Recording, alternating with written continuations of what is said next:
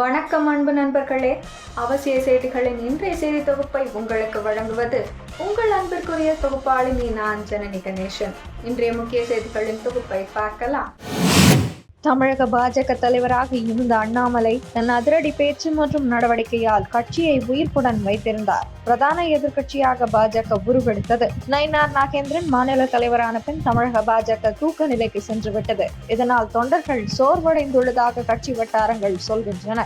இதுகுறித்து கட்சியின் தொண்டர்கள் கூறுகையில், லோக்சபா தேர்தலில் பாஜக கூட்டணிக்கு கிடைத்த ஓட்டுகளை அடிப்படையாக வைத்து அடுத்து வரவிருக்கும் சட்டசபை தேர்தலை பாஜக தலைமையிலான கூட்டணி வாயிலாகவே எதிர்கொள்ளலாம் என கணக்கு போட்டு அதற்கேற்ப செயல்பட்டார் அண்ணாமலை. கூடவே கட்சி வளர்ச்சிக்காக தான் ஏற்கனவே என் மண் என் மக்கள் என்ற பெயரில் நடத்திய யாத்திரை போலவே மீண்டும் ஒரு யாத்திரை நடத்தலாம் என திட்டமிட்டார். திமுக அதிமுகவை விரும்பாதோருக்கான ஒரு வாய்ப்பாக பாஜகவை கொண்டு வர அண்ணாமலை நினைத்தார். இதற்காக பல்வேறு திட்டங்களையும் செயல்படுத்த திட்டங்கள் தீட்டி வைத்திருந்தார். நயினார் நாகேந்திரன் அரசியலில் மேம்போக்காகவும் பக்குவமாகவும் நடந்து கொள்ளக்கூடியவர். அதனால் அவர் எல்லாவற்றிலும் மென்மையான போக்கையை கையாள்கிறார். அது தற்போதைய பாஜகவுக்கு ஏற்றதல்ல.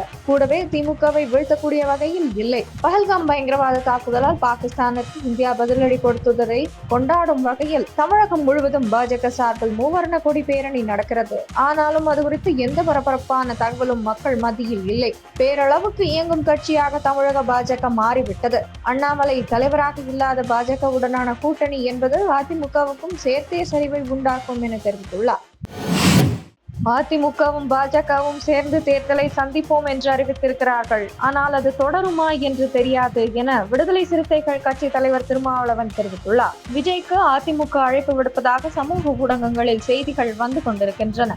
அவர் அப்படி ஒரு நிலைப்பாட்டை எடுப்பாரா? அதிமுக தலைமையை ஏற்றுக்கொண்டு அவரும் அந்த கூட்டணியில் பங்குதாரராக போவாரா? அல்லது என்னுடைய தலைமையில் நீங்கள் எல்லாரும் வாருங்கள் என்று சொல்வாரா என்று தெரியவில்லை. இந்த தேர்தலில் திமுக கூட்டணி தான் மீண்டும் மக்களின் செல்வாக்குடன் ஆட்சியை கைப்பற்றும் என்று பெரிதும் நம்புகிறேன் என்று திருமாவளவன் கூறினார்.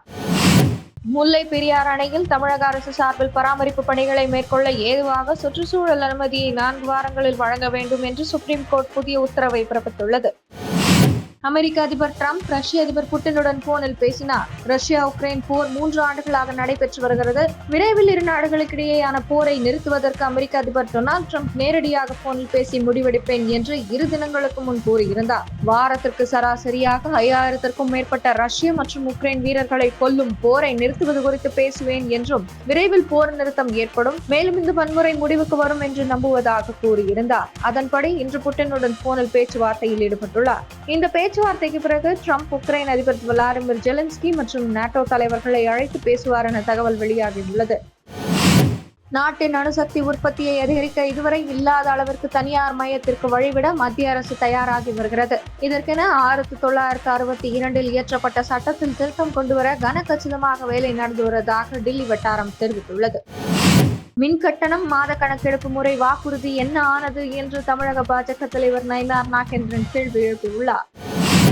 பொள்ளாச்சியில் பள்ளி சிறுமிகளை மதமாற்ற முயற்சித்து சம்பவத்தில் ஈடுபட்டவர்களை கைது செய்யாவிட்டால் போராட்டம் தொடரும் என பாஜக மாநில பொதுச் செயலாளர் முருகானந்தம் கூறினார். அதிக விலைக்கு தனியார் மின் உற்பத்தி நிறுவனங்களிடமிருந்து அனுமதிக்கப்பட்ட அளவை விட 2 மடங்கு மின்சாரத்தை தமிழக மின் வாரியம் வாங்கிய மர்மம் கண்டறியப்பட வேண்டும் என பாமக தலைவர் அன்புமணி கூறியுள்ளார். தமிழக முதல்வர் ஸ்டாலின் பிரிவினையை தூண்டுவது போல் பேசுகிறார் என இந்து முன்னணி மாநில தலைவர் காடேஸ்வரா சுப்பிரமணியன் தெரிவித்துள்ளார்.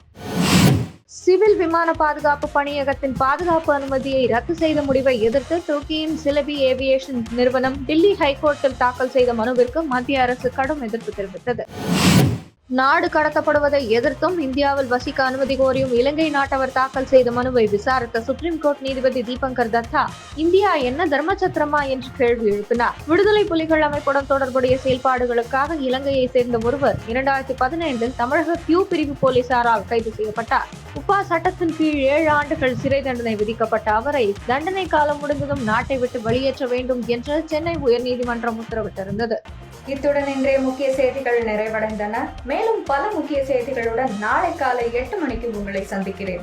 மறக்காமல் சேனலை சப்ஸ்கிரைப் செய்வதுடன் அனைவருடனும் பகிருங்கள். நன்றி, வணக்கம், ஜெய் ஹிந்த்.